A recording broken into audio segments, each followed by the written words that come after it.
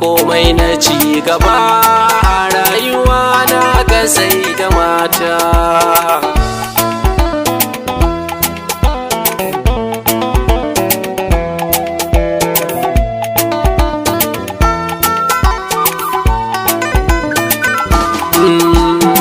Ya Zuljalal wal ikrami sarkin da bai da farko, wanda bai da karshe, ya Allah ka daɗe ni karko.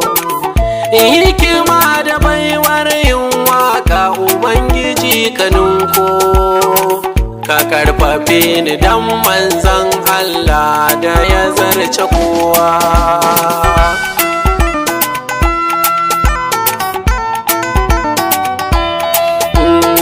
Goyon ciki a haife har raino kun san yana ga mata, gun haihuwa da cututtuka da ke kisa ga mata.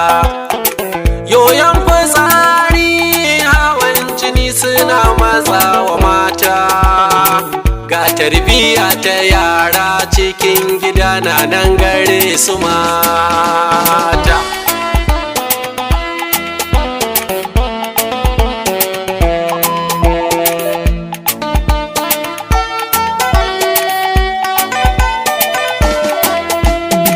Mu duba gwamnatoci na duniya ba wacce babu mata, ina nufin siyasa ta duniya ciki na ga mata.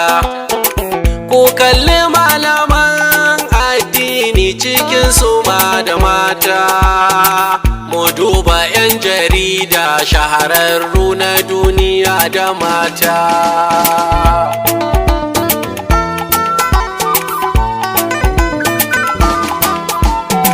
Ina taho batun kayan sarki a soja ma da mata, 'yan sanda immigration custom ciki da mata. Mu kalli kasuwanci da tattalin arziki da mata, engineers a wannan zamanin ciki har da mata.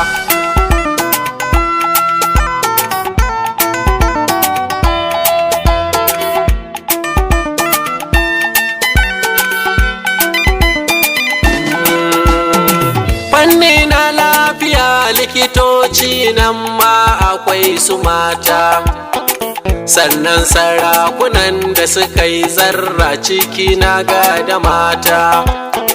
Na ga matukan jirgin sama cikin su ma da mata, ba wani bangare na rayuwa da ciki babu mata.